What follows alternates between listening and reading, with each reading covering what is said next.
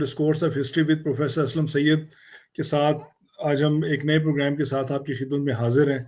जैसा कि आपको मालूम है कि हम Chinese history from antiquity to modernity के 14वें सेशन में आज चल रहे हैं। मजमूई तौर पे ये 80वां हमारा सेशन है और जैसा कि हमने क्लासिकल चाइनीज़ हिस्ट्री से होते हुए डायनास्टिक रूल को कवर किया और लास्ट सेशन में हम मिंग डायनेस्टी पे थे जो 1368 ईस्वी से लेके 1644 ईस्वी तक यानी 246 साल का अरसा था, जिसमें उन्होंने बहुत सारे जो काम किए। उनमें चाइना की वॉल की एक्सपेंशन थी, उनके अपने चाइनीज़ टेरिटरी की एक्सपेंशन थी, उसमें पेपर प्रिंटिंग थी, उसमें जो पोर्सलिन है उसकी उनके जो पिलर्स बनाए उन्होंने और जो बुद्धिज़्म को प्रमोट किया, टेम्पल्स बनाए, ये सारी डेवलपमेंट्स सर ने लास्ट टाइम कवर की थी। और आज हमारा डायनेस्टिक रूल का आखिरी फेज है जिसे चिंग डायनेस्टी कहते हैं। इसे स्पेल किया जाता है QING, किंग लगता है लेकिन ये चिंग डायनेस्टी, जिसका दौर बनता है 1636 से लेके 1912 तक। 1 जनवरी 1912 में फिर रिपब्लिक ऑफ चाइना की बुनियाद डाल दी गई और इस तरह से मॉडर्न चाइना का आगाज हो गया। तो मॉडर्न चाइना से पहले तक ये जो दौर है एक लंबा अरसा, तकरीबन 3 सदियों पे मुहित है ये चिंग डायनेस्टी का रूल। असल में मिंग डायनेस्टी का जो लास्ट रूलर था उसकी खुदकुशी के बाद चिंग डायनेस्टी, मंचू एक ट्राइब था चाइना का जिसने इसकी बुनियाद डाली और इस तरह से 1644 में इन्होंने चिंग डायनेस्टी को शुरू किया और 1644 में उनका बीजिंग पे कब्जा हुआ, जिसको उन्होंने अपना कैपिटल डिक्लेयर किया। और इनका जो फाउंडर था वो उसका नाम है जी नूर हाची और उसका नूर हाजी जी और उसका बेटा हांग ताइजी। इन्होंने मिलके मिंग डायनेस्टी को डिफीट किया, कैप्चर किया और इसके बाद चाइना में चिंग डायनेस्टी की बुनियाद डाली।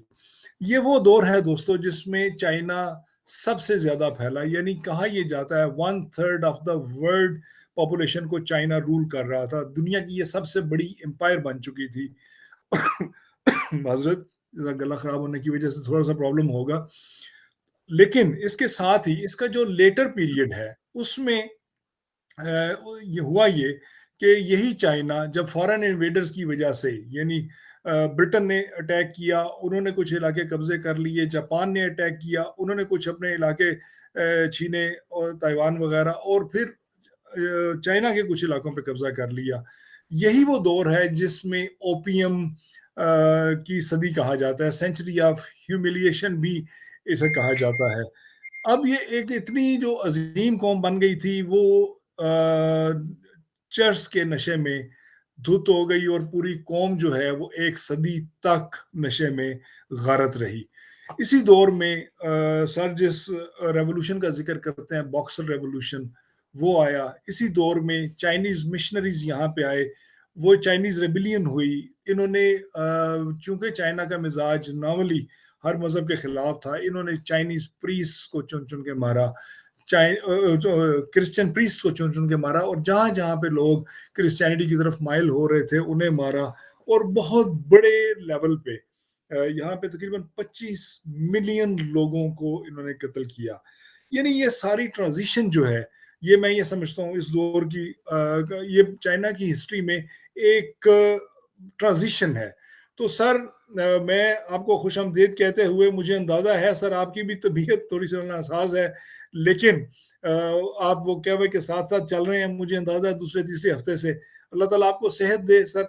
लेकिन आज का जो दौर है सर, मैं ये समझता हूँ ये पाकिस्तान की जिस फेज से पाकिस्तान आजकल गुजर रहा है ना, कि वो बॉक्सर रेवोल्यूशन भी है, उसमें उसमें रिवोल्ट्स भी हैं, उसमें माओ का लॉन्ग मार्च भी है, उसमें सारी वो ट्रांजिशन है।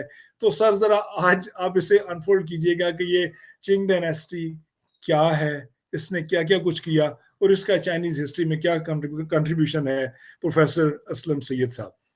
थैंक यू साजिद साहब। बात असल में ये है, आपने जो समरी दी है उसमें 1-2 चीज़ों की तरफ मैं आपका ध्यान दिलवाना चाहता हूँ।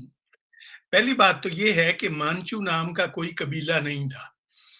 ये इनको मानचू डायनेस्टी इसलिए कहा जाता है कि ये मानचूरिया से थे ये लोग, और इनका जो इन्होंने अपनी जीनियोलॉजी ट्रेस की है, वो पहली आपको याद होगा, एक हमने कवर किया था, जिन डायनेस्टी। उससे ये अपने आप को ट्रेस करते थे। साउथ के जो चाइनीज़ थे वो ये समझते थे कि ये असल में ओरिजिनल चाइनीज़ नहीं हैं, they are mixed race with Mongols and Turks. तो उनको फीलिंग थी कि ये हमारे अपने वो चीनी नहीं है, क्योंकि उनके नज़दीक चाइनीज़ होने का मतलब ये था कि वो चाइनीज़ जो साउथ के हैं, इवन नॉर्थ के चाइनीज़ को भी वो ओरिजिनल चाइनीज़ नहीं समझते थे। बाकी ये बात आपने बिल्कुल सही कही है कि उस वक़्त अगर आप देखें, इस पीरियड में इवन इनकी जो टेरिटरी थी, वो 2 तिहाई ज़्यादा हो गई। इससे अंदाज़ा कर लें आप कि कितना फैल गया था चीन। ये जो एरिया जिसको आज आप सिनकियांग कहते हैं, ये पहले तुर्किस्तान कहलाता था, और ये इन्होंने अपने कब्ज़े में किया, और सिनकियांग का मतलब है न्यू फ्रंटियर चाइनीज़ ज़ुबान में।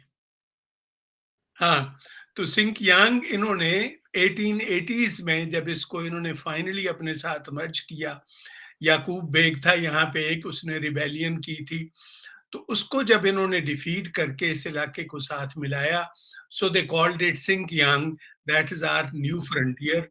उसी वक़्त इन्होंने तिब्बत पे कब्ज़ा किया, और उसके साथ-साथ अगर आप आते हैं नीचे, तो बर्मा पे भी इनके एक जनरल ने सबड्यू किया था, कब्ज़ा नहीं किया, made it a part of like a dependency. और इसी तरह कोरिया, और ये जितना एरिया आपको साउथ ईस्ट एशिया में नज़र आता है, उसके अलावा रूस के साथ इन्होंने for the first time negotiations करके अपना बॉर्डर जो है वो साइबेरिया तक लेके गए थे। तो एक तो बात ये है। दूसरी बात जो बड़ी अहम है, जिसको अमूमन हिस्टोरियंस इग्नोर करते हैं, वो ये है कि इसकी पॉपुलेशन भी ग्रो हुई बहुत ज़्यादा। अच्छा, पॉपुलेशन ग्रोथ का मतलब ये होता है कि सस्टेनेंस के लिए did they have enough fields? क्या इनके पास इतनी एग्रीकल्चर थी, इतना खाने-पीने के लिए चीज़ें थी या नहीं थी? उस पे हम बाद में बात करेंगे। और तीसरी चीज़ जो अहम है, क्योंकि हम अगर पूरा ये दौर समेटने की कोशिश करेंगे तो कम से कम 6 लेक्चर चाहिए इसके लिए, कम से कम, एक-एक पीरियड के लिए। लेकिन मैं आपसे अर्ज़ करना चाहता हूँ कि वो दौर ये वो है जिसमें China emerges as the strongest, most commercially successful country in the world, जिसके ऊपर कोई कर्ज़ा नहीं था, जिसके तिजारत पूरी दुनिया लुक फॉरवर्ड करती थी। इनकी किताबें ट्रांसलेट होती थी यूरोप में, और कुछ यूरोप की किताबें इन्होंने ट्रांसलेट की चाइनीज़ में।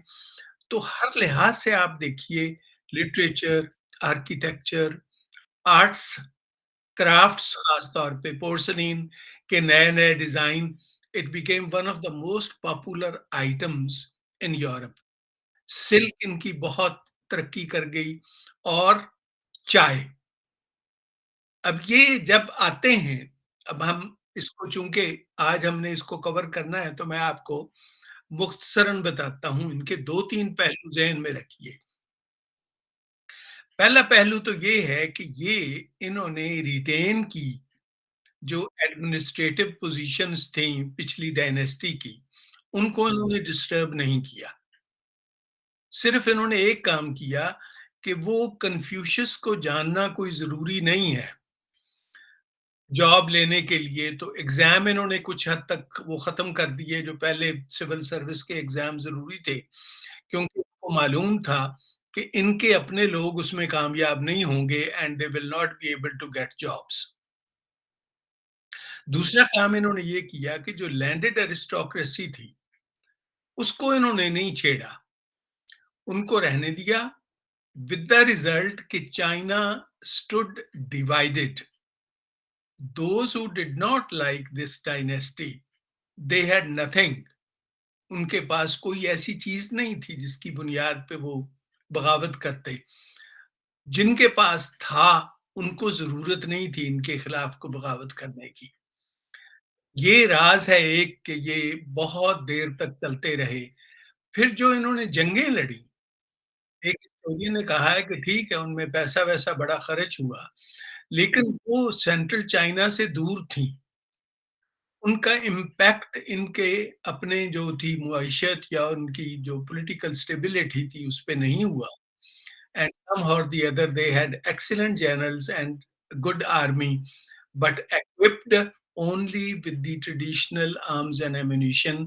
This they will realize in the 19th century when these Europeans will come. अब मैं आपको इसका दूसरी फेज बताता हूँ, पेनिट्रेशन। पेनिट्रेशन कैसे होती है? जब इन्होंने रशिया के साथ किया अपना मुआहिदा, तो रूसियों ने कहा कि हम एम्बेसी खोलना चाहते हैं बीजिंग में। इन्होंने कहा ज़रूर। अब उन्होंने कहा तो एक हम चर्च भी बना लें तो आपको कोई हर्ज तो नहीं है? तो इन्होंने कहा कि नहीं आप बना लें। उन्होंने चर्च बनाया, तो यूरोपियंस ने कहा कि वी आल्सो हैव राइट। वो एक होता है ना, आपने ये फेवरेट अक्सर फेवरेट ये सुना होगा, मोस्ट फेवरेट नेशन ट्रीटमेंट या ट्रीटी। ट्रीटी, जी सर। तो ब्रिटिश इनके पास गए, कहने लगे कि आप इसका मतलब है डिस्क्रिमिनेट करते हैं, रूसियों को तो आपने इजाज़त दे दी है अपना मिशन खोलने की, तो हमारे भी तो लोग हैं और ये जो यहाँ काम करते हैं, इनको भी ज़रूरत है कि अपने चर्च में जाएँ। तो that's when they allowed missionaries. और हमें ये मानना पड़ेगा कि जो Europe came to know about China, it was not through independent observers or Chinese. They came to know China through these missionaries. इनके खत, इनकी किताबें, इनकी रिपोर्ट्स, जिनका मेन मकसद ये था कि हम वहाँ पे हज़रत ईसा अलैहिस्सलाम का पैगाम पहुँचाएँगे और लोगों को ज़्यादा से ज़्यादा क्रिश्चियन बनाएँगे। हुआ क्या अब? हुआ ये कि क्रिश्चियनिटी के साथ-साथ वो मेरा एक लेक्चर, पता नहीं आपको याद है या नहीं, मिशनरीज, मर्चेंट्स एंड मरीन्स। ये मैंने एक दफा कहा था कि ये तीन जितनी खूबसूरती से आपको यहाँ नजर आएंगे, आपस में एक दूसरे के साथ मिलते हुए, और कहीं नजर नहीं आएंगे। मिशनरीज सिर्फ मिशनरीज नहीं थे, मर्चेंट्स भी थे साथ। अच्छा, अब मर्चेंट को अगर आप मर्चेंडाइज को लपेट के क्रॉस में या किसी खूबसूरत पैकेट में देंगे, तो लोगों को दो चीज़ होंगी। एक तो वो they will come to know a product, दूसरा ये वो समझेंगे कि पाकीज़ा हाथों से आई है, तो तबर्रुक के तौर पर उसको लिया जाएगा। और जब कहीं आप उसको रिफ्यूज़ करेंगे लेने के लिए, तो रिज़ल्ट क्या होगा कि फिर वो फौजी आ जाएँगे। एग्ज़ैक्टली यही होता है चीन के साथ। अब इन्होंने रियलाइज़ किया कि ठीक है, तिजारत में हम इनकी सिल्क लेते हैं, इनकी पोर्सिलीन खरीदते हैं, इनसे चाय लेते हैं, लेकिन इनको हम बेचें क्या?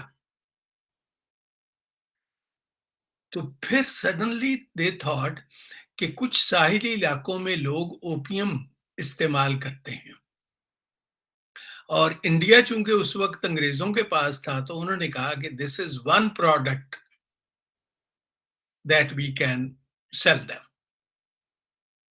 तो this is the beginning of opium imports in China. मैं ये नहीं कहता कि उससे पहले चीनी ओपियम का इस्तेमाल नहीं करते थे। Opium has been in use since centuries. Iran में, सेंट्रल एशिया में, हर जगह, इंडिया में, लेकिन इसको एज़ मेडिसिन लोग यूज़ करते थे। यहाँ पे ये था कि साहिली इलाकों के लोगों को कुछ नशे की आदत पड़ गई और अंग्रेज़ों ने इसको एक्सपोर्ट करना शुरू किया। जिस वक़्त हुक्मरान को ये खबर पहुंची कि लोग तो इसके आदी होते जा रहे हैं और हमारे सिल्वर कॉइन्स जो हैं वो मुल्क से बाहर जा रहे हैं, उस वक़्त का जो कमिश्नर था साउथ ईस्ट एशिया का, उसको उन्होंने कहा कि तुम ज़रा देखो कि ये क्या हो रहा है। उसने कहा कि हम एक क्वांटिटी से ज़्यादा आपको इम्पोर्ट करने की इजाज़त नहीं देंगे। उसने छापा मारा है इनके एक गोदाम पे, तो बहुत ज़्यादा ओपियम निकली। तो उसने वही किया जो अमरीकियों ने बॉस्टन टी पार्टी में किया था। उसने आग लगा दी उन तमाम जितने उसके कंटेनर्स थे ओपियम के, उनको आग लगा दी और टोटली बैन कर दी कि अब आप। अच्छा, ये है, this is the beginning of first opium war.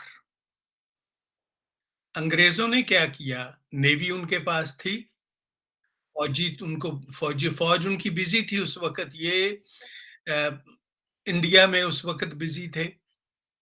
और 1757 में आपको पता है कि ये इन्होंने कलकत्ता पे कब्ज़ा कर लिया था और ये प्लासी की जंग के बाद दे वर रियली इनटू एडवांसेस। तो हर साल कुछ ना कुछ एंगेजमेंट वहाँ होती थी।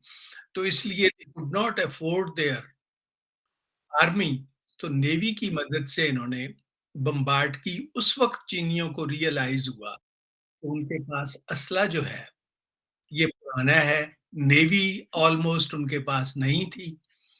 So whatever little they had, they were defeated. उनकी डिफीट के बाद अब यहाँ से वो सिलसिला शुरू होता है, जिसमें आप इसके असरात पाकिस्तान की तारीख से और हाल से और शायद मुस्तकबिल से आपको मिलते-जुलते नज़र आएँगे। ट्रीटी हुई, दे वर डिफीटेड द चाइनीज़। तो अंग्रेज़ों ने कहा सबसे पहले तो आप हमें इंडेमनिटी दें, हुँ, वो हमारा नुकसान हुआ है। हुँ, दूसरा, और बंदरगाहें खोल दें हमारी तिजारत के लिए।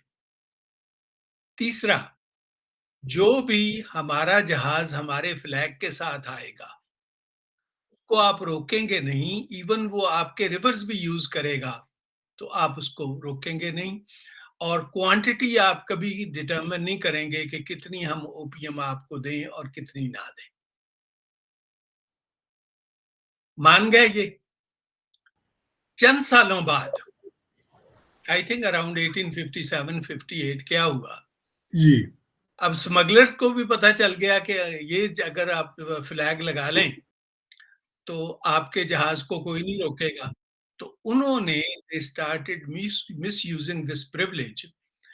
उसका रिज़ल्ट ये हुआ कि ना सिर्फ़ अंग्रेज़ों की ओपियम बल्कि स्मगलर्स की ओपियम भी आनी शुरू हो गई। उस पे इन्होंने 1-2 जहाज़ पकड़ लिए और उनको जला दिया कि ये तो ब्रिटिश नहीं है। उस वक़्त ब्रिटिश बिज़ी थे 1857 में इंडिया में। सो दे आस्क्ड द फ्रेंच। ये यहाँ पे एक नुक्ता याद रखने के काबिल है कि आपस में they hated each other, the British and the French, the Germans and the. जी लेकिन sir. When it came to Asia और exploitation of Asian people, their interests were identical and they forgot about their rivalries। तो ये जो second opium war हुई है, इसमें France था ब्रिटेन के साथ, बल्कि फ्रांस की फौज ज़्यादा थी ब्रिटेन के साथ। इसी तरह से फ्रांस की एंट्री होती है इन्टू इंडो चाइना, जो कि आपको बाद में वियतनाम की शक्ल में बहुत बाद में नज़र आएगी, ये पूरी तारीख का हिस्सा।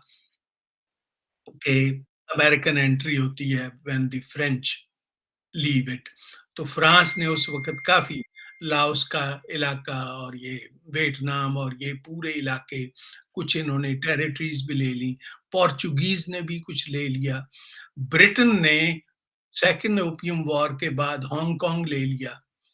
अच्छा, अब आप अम, अ, होंग कहते थे दलाल को, मिडलमैन को, ठीक, जो हाँ, वो चीनी होता था जो ओपियम को करता था, आगे फैसिलिटेट कि कहाँ-कहाँ पहुँचाई जाए, क कहाँ नहीं।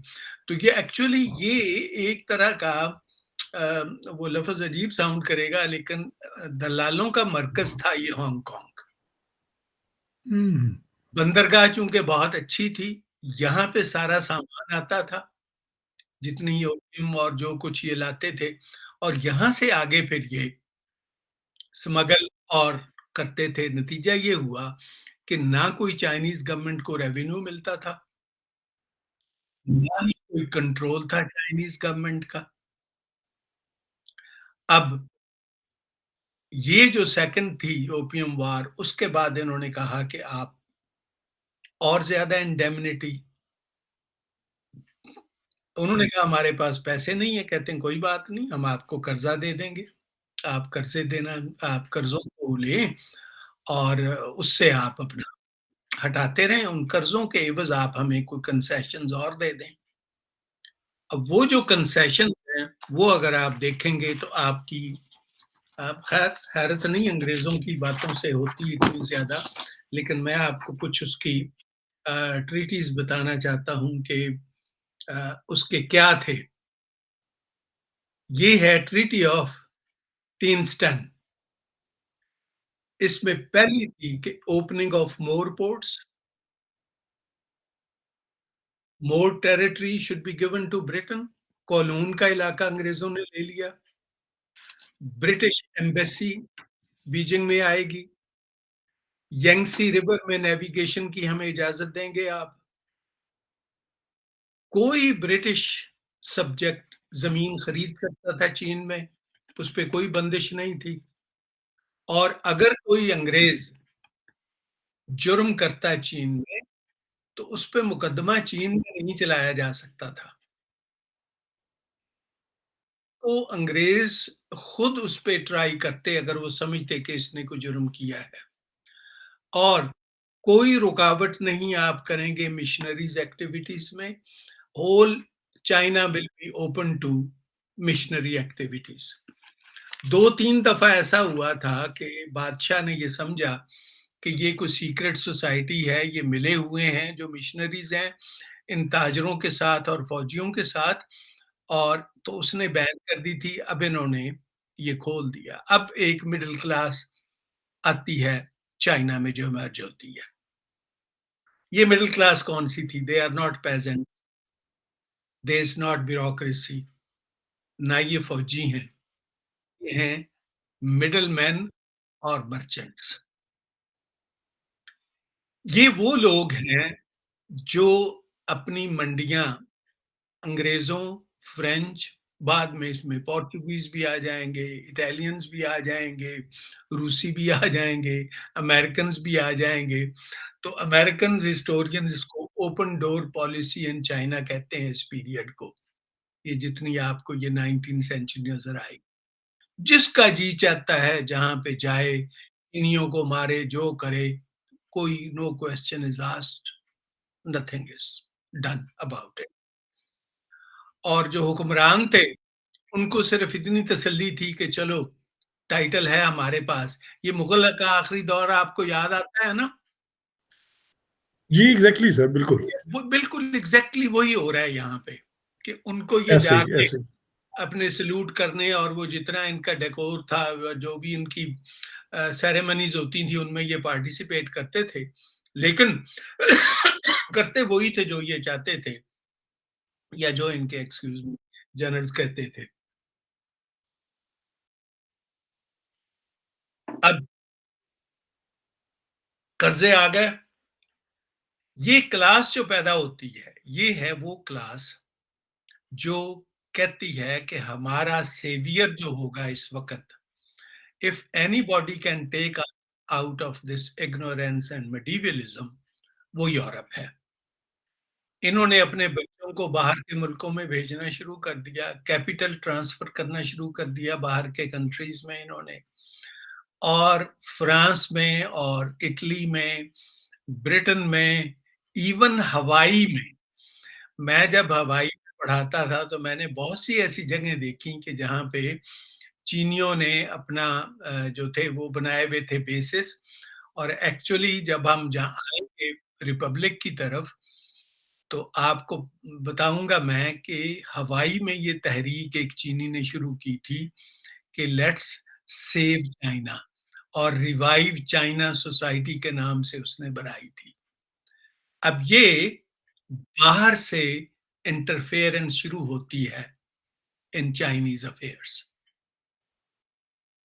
ये क्लास थी in favour of more intervention by the European powers.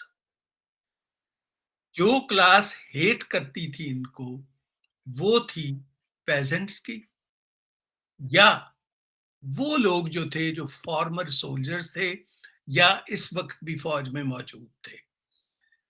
बहुत बड़ी तादाद इनकी फौज की, even some prime ministers, they were against this excessive privileges which were enjoyed by these foreign powers।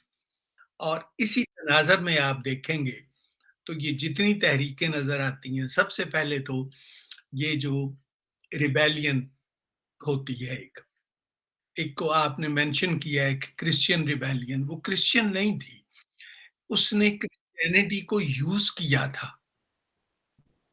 हुँ, हुँ, हुँ। उसने सोचा कि मेरी रिबेलियन जो होगी, मुझे ये सारे क्रिश्चियन पावर्स हेल्प करेंगे, with the result कि we will get rid of this dynasty and we will establish our kingdom। तो वो कन्वर्ट था to Christianity, no doubt about it, लेकिन he was not sincere to Christianity, he just wanted to take help of these people. इन्होंने, इनकी बाकायदा एक meeting हुई है यूरोपियन पावर्स की, जिसमें इन्होंने ये फैसला करना था कि उसका साथ दें या हुक्मरान का साथ दें। तो दे केम टू द कंक्लूजन कि इसका अगर साथ दिया तो जरूरी तो नहीं है कि ये इक़्तिदार के बाद हमें ये सारी privileges they. He could be saying that, oh, it was with the previous rulers, I am no longer obliged to do that। तो अगर हम इस हकूमत को जो इस वक्त है, इनको सपोर्ट करेंगे इसके खिलाफ, तो they will be more obliged and we will get more privileges। तो इसलिए ये तहरीक नाकाम हुई, काफ़ी सक्सेसफुल थी, काफ़ी लोग इसमें शामिल थे, but it did not succeed. और अमेजिंगली इसका नाम भी वही था जो हमने मिंग डायनेस्टी में देखी थी, लोटस सोसाइटी के नाम से थी ये। और बड़ी तहरीकें थीं, लाल रुमाल की तहरीक थी, लाल रुमाल उस तरह का नहीं जो इंडिया में थी, ये एक थी लाल पगड़ी और लाल झंडा, उसको कई लोग कहते हैं कि ये रेड कलर जो था ये इसका। अच्छा, तीसरी जो बहुत अहम थी, वो थी तुर्किस्तान की 5 जो थी इनकी तहरीकें। अच्छा, अब इसको वेस्टर्न हिस्टोरियंस ने मुस्लिम या मोहम्मडन रिबेलियंस कहा है। अच्छा, उसमें सिवाय याकूब बेग की, जिसका मैंने बहुत मुख्तसर तज़किरा किया, वो इनका गवर्नर था चीनियों का और वो चाहता था इंडिपेंडेंट, उसने अपने आप को डिक्लेयर कर दिया था। बाकी जो 4 बगावतें थीं, वो उसी तरह की थीं जिस तरह चाइना के अंदर होती थी। They were not for any territorial gains, they were not for sovereignty। लेकिन अगर मुसलमान भूख की वजह से हड़ताल करता था तो उसको कहते थे ये मुसलमानों की रिवोल्ट है। लेकिन अगर कोई चीनी करता था कि हमें कुछ और प्रिविलेजेस दो, हमारे पास खाने को कुछ नहीं है, तो वो जेन्युइन चाइनीज मूवमेंट। ये बायस आपको यूरोपियन हिस्टोरियंस का नजर आएगा who have treated this period of Chinese historiography, कि मुसलमानों की उन्होंने तहरीकों को, जो तिब्बत में थी, जो इस इलाके में थी, साइबेरिया में थी, जहाँ-जहाँ ये पॉकेट में थे मुसलमान, they did that। Excuse me, I have to silence this। Um,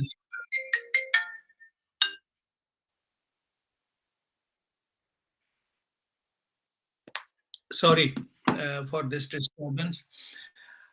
तो अर्ज़ मैं ये कर रहा था कि ये इलाके जो थे, यहाँ पे फिर इन्होंने with the help of these very people, they reoccupied them। Tibet को इन्होंने कब्ज़ा किया, ये सारा एरिया इन्होंने कब्ज़े में ले लिया। और जैसा मैंने पहले ज़िक्र किया कि वो सिंकियांग का भी एरिया इकट्ठा अलहदा करके, क्योंकि रूस के साथ इनका होना था जो एक तरह से कन्फ्रंटेशन, वो दे डिसाइडेड हम एक बॉर्डर बना लेते हैं। तुर्किस्तान वाज़ लिटरली डिवाइडेड, कज़ाकिस्तान अलग करके, और ये जो एरिया है जिसको अब सिंकियांग कहते हैं, this was the border that was a agreed upon in 1880s। इसी तरह नॉर्थ में साइबेरिया के कुछ हिस्से रूस ने चाइना को दे दिए, लेकिन व्लादिवोस्तिक का एरिया जो था, ये चाइना का हिस्सा था, ये चा रूस ने ले लिया। And as we will see, it will play a very important role in international affairs in future. तीसरी बात थी इनकी जापानियों के साथ। They were defeated by the Japanese over the Korean peninsula. Korea पे जापान भी कहता था हमारा हक है, फार्मोसा पे भी कहता था हमारा हक है, जो अब ताइवान बना हुआ है। ये इलाके थे जिससे जहाँ जापान अपनी चाहता था, क्या उसको कहते हैं, सुज़रेनिटी।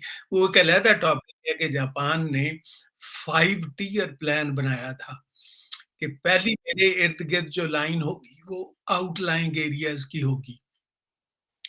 दूसरी लाइन होगी जो हमारे अंडर होंगी। तीसरी लाइन होगी जो हम पे डिपेंडेंट होंगे। चौथी लाइन होगी जिनको हम इनडायरेक्टली कंट्रोल करेंगे। पाँचवीं लाइन होगी जिनको हम न्यूट्रल करेंगे। And this they could not extend it to the north, सारा ये साउथ तक था।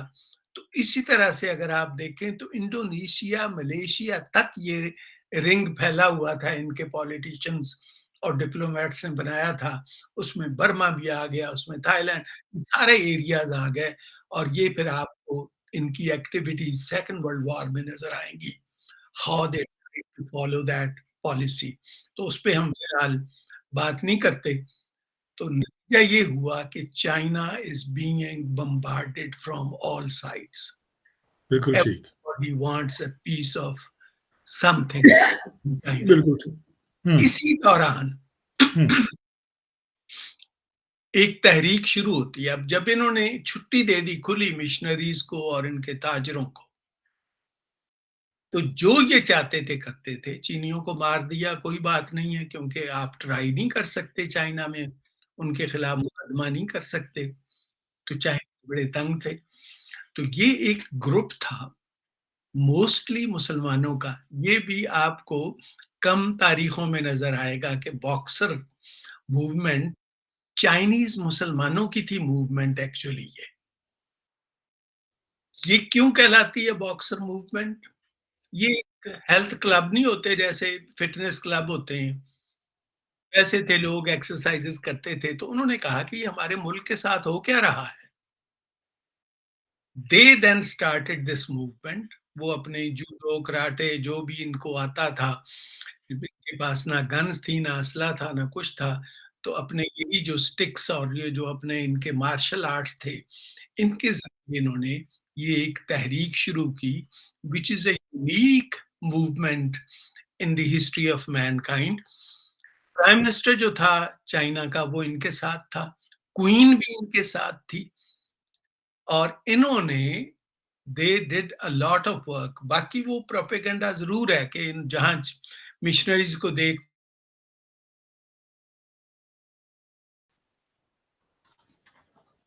हेलो। यूरोपियंस ने कितने चीनी मारे हैं, जी सर। और उनको कंपेयर करें कि इन बॉक्सर्स ने कितने मारे हैं, तो आपको खुद पता चल जाएगा कि गाँव के गाँव जो जलाए हैं मिशनरीज़ ने, और जिस तरह से इन्होंने they occupied their land, their territories, even their grains that they used to use, क्योंकि ये साथ तो नहीं लाते थे सप्लाइज़ अपनी अमेरिका या ब्रिटेन से, यहीं से लेते थे। तो मार्केट में नहीं मिलती थी, तो wherever they found they would just confiscate it.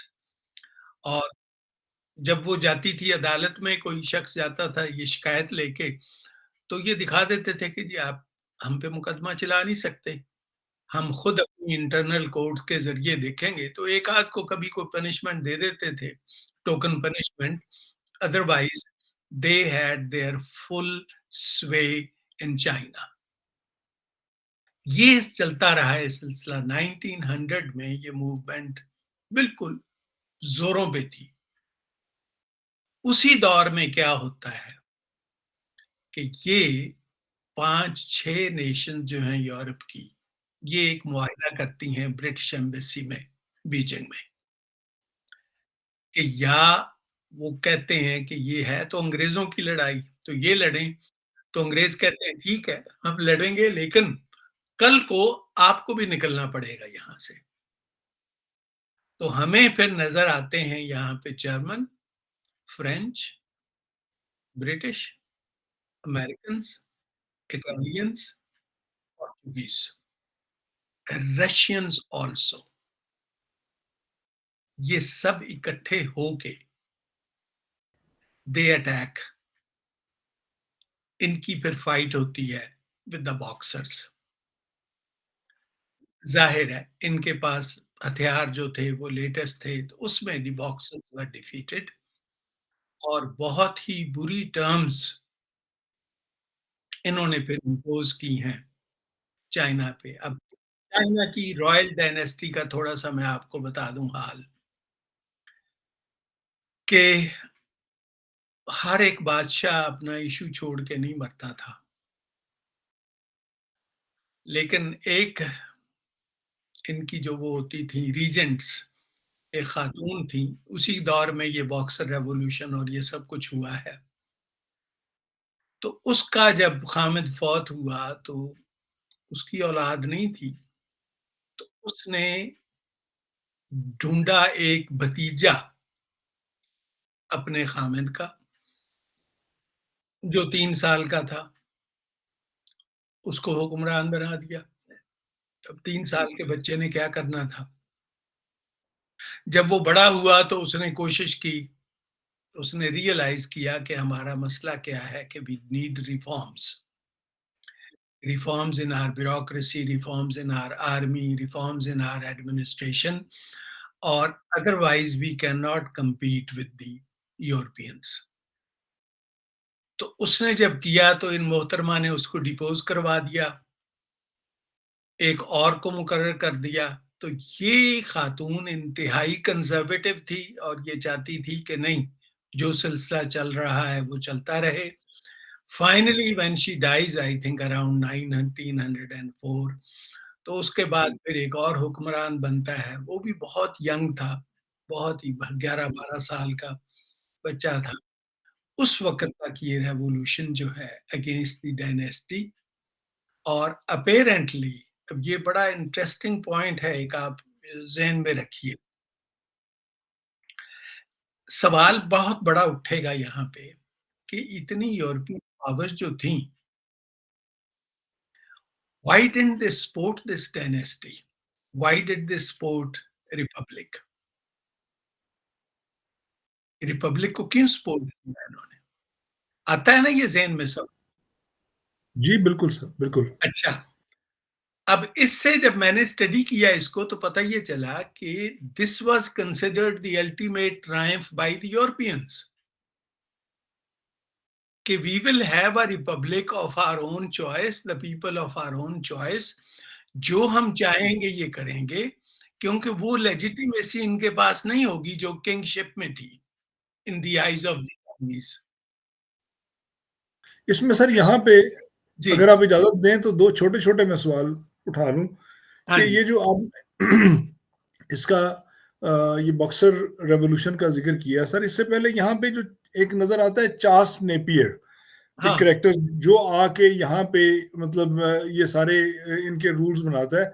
Sir ये क्या वही चार्ल्स नेपियर है जो यहाँ पे बलूचिस्तान और सिंध को फ़तह करने के बाद मतलब ये वहाँ गया है या कुछ मतलब है कि वो कोई अलग कैरेक्टर है सर? वो एक अलग तो ये कैरेक्टर है, मैंने भी I was also intrigued by it, नहीं सर। लेकिन I could not find any reference उसका।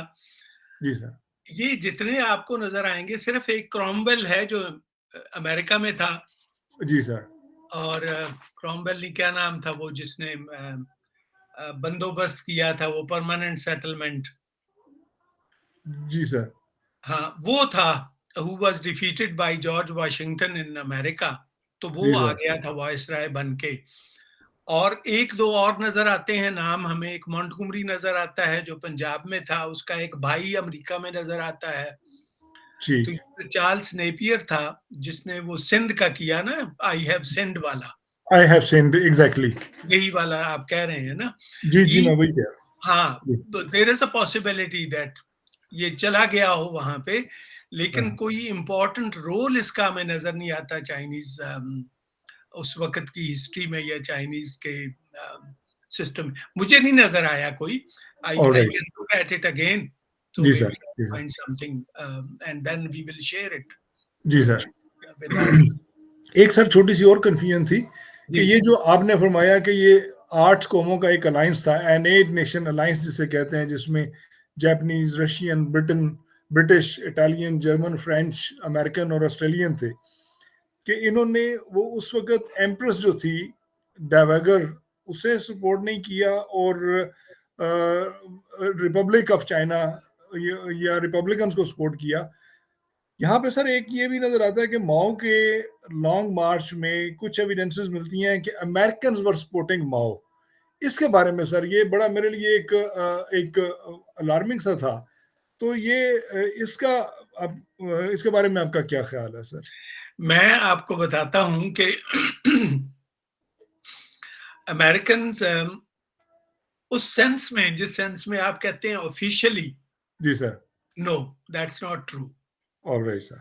लेकिन मैंने जो चंद साल हवाई में गुजारे हैं, I saw the man, I wouldn't say that, and we had coffee together, who had covered Mao's march for American newspapers. I met him, he was very, very old man at that time. लेकिन officially अगर आप ये समझते हैं कि white house supported it और any politician, American politician supported him, that is not true. क्योंकि ये पहले तंग थे, उस वक्त तो कम्युनिज्म के खिलाफ इतनी तहरीक थी, and they knew that Mao was communist. हाँ, कुछ थे अमेरिकन लेफ्ट की तरफ जिनकी ओरिएंटेशन थी, और कुछ समझते थे कि ये जो चियांग काई शेक वाला तमाशा है, ये ultimately it will go against us, but they were officially supporting Chiang Kai shek, they were not supporting Mao. Mao में वो जो एडवेंचरस एक चीज होती है ना, जिसको आप कहते हैं कि चलो लेट्स सी कि ये करेगा क्या ये आदमी। एक मामूली सा मुलाजिम है लाइब्रेरी में, और वो इतनी बड़ी लीडरशिप एक शील्ड लेके सामने इमर्ज होता है at the end. So it definitely fascinated many Americans. और जैसे मैंने आपको कहा, बल्कि मैं उसका नाम भी आपको बता दूं, so that we are viewers know this, कि ये जो हवाई में था, ये था, इसका नाम था रिवाइव चाइना सोसाइटी। ये 1894 में इसने शुरू की वहां से, हवाई से, और इस बंदे का नाम था सुन जंगशन। और ये फिर आ जाता है हांगकांग में, वहां पे ही apparently is supported by the British. और 1905 में फिर ये आता है मेनलैंड पे, और वहां वेरियस ग्रुप्स को ज्वाइन करके, और फिर 1912 में ये जो थी ये तहरीक रिपब्लिक की कामयाब हो जाती है, और लास्ट रूलर जो है वो एब्डिकेट करके जाता है। तो ये हम कह सकते हैं कि they had tacit and open support both ways. बाकी कोई भी तहरीक शुरू होती है ना, ये जो कौमें होती हैं ना, who don't lose their options, ये मैं एक फिक्रा कह रहा हूं, I hope you will understand the occasion of it. When we look at the other countries, we say we have only one option. मैं उसकी मिसाल देता हूँ, आपका पड़ोस में है एक मुल्क, सर। 3 मुल्क हैं, 4 मुल्क हैं आपके पड़ोस में, आपकी पॉलिसी अक्सर यूनिफॉर्म है। इंडिया के साथ ये है कि हमारी एक ही पॉलिसी है, दैट ऑफ कन्फ्रंटेशन और whatever, but we don't trust each other. China के साथ है, we trust them. अफगानिस्तान के साथ है कि we have, suspicions and mistrust. But do we have other options? ये मैंने 3 मिसालें इसलिए दी हैं आपको, क्या हमने कुछ सेकंड ऑप्शन रखा है इन तीनों कंट्रीज़ के लिए? माओ ने जब लास्ट मुलाकात भुट्टो की हुई है माओ ज़ेतुंग से, तो उसने कहा था कि जो कुछ इस वक़्त तुम्हें चाहिए है, इस वक़्त लीडरशिप जो है वो पाकिस्तान की फ़ेवर में है। तुम ले लो, कौमों का पता नहीं होता बाद में क्या हालात चेंज हों, क्या हालात तब्दील हो जाएँ। He wrote this in his If I Am Assassinated. इसी तरह अमेरिकन की ये पॉलिसी रही है ऑफ ऑप्शंस। मसलन अब ये पता चलता है कि they had contacts with Khomeini also. Indirectly through France they had contacts with them कि अगर ये कामयाब होता है तो where do we stand? फिर हमारे पास क्या ऑप्शंस होंगे? और एक्चुअली अब हमें पता ये चलता है कि जब अमेरिकन एम्बेसी को इन्होंने घेरा था तो खुमैनी वाज अगेंस्ट इट। वो नहीं चाहता था, वो चाहता था लेकिन ही वाज लिटरली पावरलेस। वो उसकी बात नहीं मानी इन रेवोल्यूशनरीज यंग लोगों ने। तो हमें ये जो हमारा होता है ना कि नीट एंड क्लीन है हिस्ट्री, कि हम या इस तरफ हैं या इस तरफ हैं, तारीख ऐसी नहीं होती। तो इसलिए Americans had this option also that let's see Mao कामयाब हो गया तो क्या करेंगे फिर आप?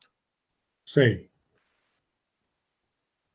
अगर ठीक। नाकाम हो गया फिर क्या करेंगे? You had to have these different options. Multiple option. जी बिल्कुल ठीक सर। हाँ जी। ठीक।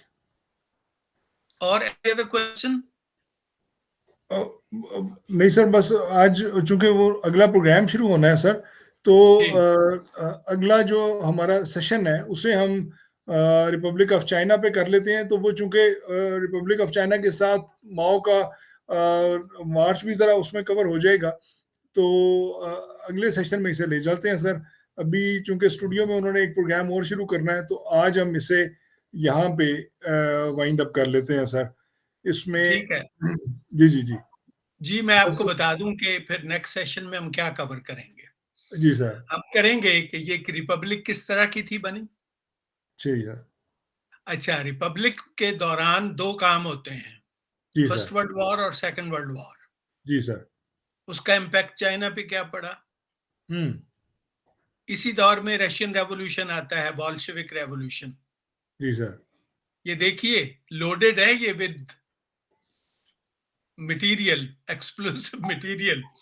ये जी जो सर। जी पीरियड सर। ऑफ रिपब्लिक है फ्रॉम 1912 टू 1949, ये अगर जी आप सर। ये पीरियड देखें तो इसमें ये 3-4 आपने पॉइंट ज़हन में रखने हैं। उसके साथ फिर आएगा लॉन्ग मार्च और जी sir. Relationship of Mao and Chiang Kai shek भी आएंगे। ये जी ज़हन में सर। रखते हुए आप अपने व्यूअर्स को बता दें कि this is what we are going to cover next Saturday. जी सर। बिल्कुल ठीक है। एक्चुअली सर जो फर्स्ट रिपब्लिक ऑफ चाइना है जो 1912 है, उसमें तो मतलब है कि चाइना का वो लॉन्ग मार्च ही आएगा। फिर वो 1949 में जो माओ ने second Republic of China establish की, जो जिसे मॉडर्न चाइना की लाइंस पे रेड चाइना जिसे कहा जाता है, हम अगला 1912 से 1949 तक कवर कर लेते हैं सर।